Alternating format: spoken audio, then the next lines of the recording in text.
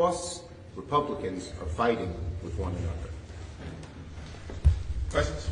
Mr. Leader, thank you. Actually, this is directed to you, Leader Schumer. Do you plan to introduce a proposal for a clean 3-year extension similar to the discharge petition that the leader put forth ahead of next week's vote? And second... Well, let me answer the first one in 2 words. Stay tuned. Second question. Okay, but you're united, right? So we are united. We are yes. united. Okay. Second question. We are not united within the entire Senate caucus. Okay. Second question. I'm just curious if either of you have seen this new DOD IG report. I know it hasn't been made public yet, but there are some details that have come out suggesting that the Secretary may have jeopardized sensitive military information in the Signal group chat. Just want your reaction. I haven't seen it yet. It's only available to right now, a classified version to the members of the Intelligence Committee, but I await its release publicly tomorrow. Yeah, I have not seen the report. Pete Hegseth is the most unqualified Secretary of Defense in American history. The sooner he's gone, the better off the American people. Leader Jeffries, do you support President Trump's pardoning of Henry Cuellar, and have you spoken to him to Cuellar today, and do you believe that he will stay loyal to the caucus? I issued a statement on this earlier. My statement speaks for itself. I look forward to talking to Henry when we go on the floor in just about an hour. Here we go. If Democrats are united on this health care issue, why are you not stating your plan at this point? Are you hoping for a bipartisan agreement to come together, or what is the reason to not? Look, the Republican senators have an opportunity to show they're on the side of the American people. And next Tuesday's or next week's vote, we don't know what day yet, next week's vote will show whose side they're on. Are they on the side of the billionaires? Are they on the side of Donald Trump, who says he doesn't even know what affordability means and is it a crisis, or on the other side of the American people? We'll see. When are you going to tell us what you're voting on? Stay tuned. Yeah, this is not that complicated. What we've seen, right, House Democrats and Senate Democrats in complete alignment in defending the health care of the American people from the very beginning. Every single House Democrat, every single Senate Democrat opposing the one big ugly bill. Why? Because it enacted the largest cut to Medicaid in American history. It literally ripped insurance away from about 14 million people all across the country, including in rural America. At the same time, Democrats standing united against the one big ugly bill. Why?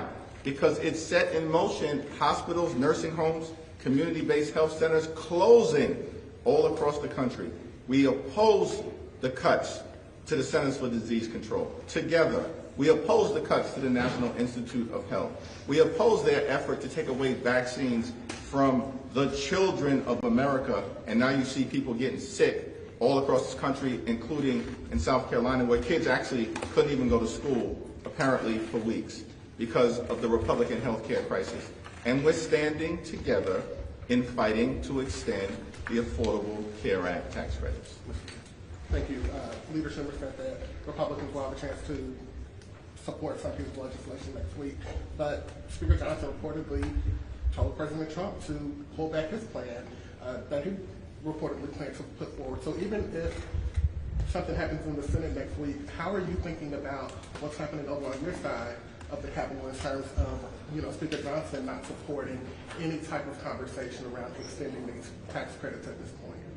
Well, Mike Johnson has consistently made his position clear. He's got zero interest in protecting the health care of the American people.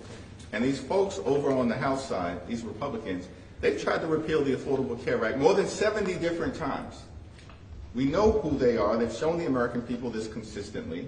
And the American people know that Democrats in the House and Senate are actually fighting to make their life better, fighting to lower the high cost of living, fighting to address the Republican health care crisis and fix our broken health care system. In terms of movement in the House, all 214 House Democrats have signed the discharge petition that will force an up or down vote. All we need are 4 House Republicans to join us. There are 219 of them. All we need are 4. Dozens have said that they were prepared to work with Democrats to extend the Affordable Care Act tax credits in the aftermath of the Trump Republican shutdown ending. The Trump Republican shutdown's over. And now we've got a vehicle here in the House. All we need are 4 Republicans to join us. and we can prevent tens of millions of people from having dramatically increased health insurance costs. In some cases, $1,000 or $2,000 per month in terms of the increases that everyday Americans will be forced to endure. That's unacceptable, particularly in the wealthiest country in the history of the world. I would say this, the petition, the discharge petition in the House and the vote next week in the Senate are going to be one of the most important moments in this whole Congress. Since 1993, there's been a fight between the two parties, since Hillary Clinton proposed a health care proposal back then. And that is, who is going to lower your costs? Who is going to make health care more affordable? Who is on your side when all the special interests aren't? That's what's happened throughout. And this is an important moment. Will Republican senators join us to lower costs? Will a handful of House members join the discharge petition? It's in their hands. It's in their hands, and the American people know it. Thank you. If Democrats are united behind the plan, does that mean that negotiations with Senate Republicans on a bipartisan proposal are over? Look, we're willing to negotiate with anyone who will really lower health care costs. So far, they're so flummoxed, they're not even able to negotiate among themselves. That would be the first step, wouldn't it? Last question. Is December the end of this fight, or could these credits be extended in January? I understand it's probably more complicated, but is it impossible in December? Listen, we're in this fight until we win this fight on behalf of the American people.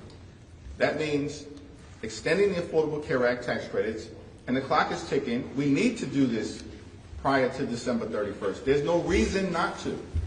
These Republicans raced in the middle of this year to enact massive tax breaks for their billionaire donors.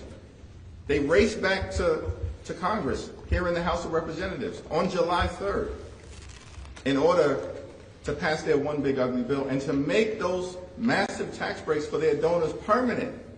And yet they've shown zero urgency when it comes to protecting the health care of the American people. And we're going to continue to fight this battle until we're successful. And hopefully, just a handful of Republicans in the House and in the Senate will join us so we can get this done before the end of the year. You're going to hear about the high costs that Americans have to pay for so many important things, especially health care, over and over and over again throughout this next month and all of next year. It's the number one issue facing the American people. It's the number one thing they want their elected officials to help them with. It's the number one thing that Republicans are stonewalling. Thank you, everyone. Thank you. George. You don't need to sign anymore, do you?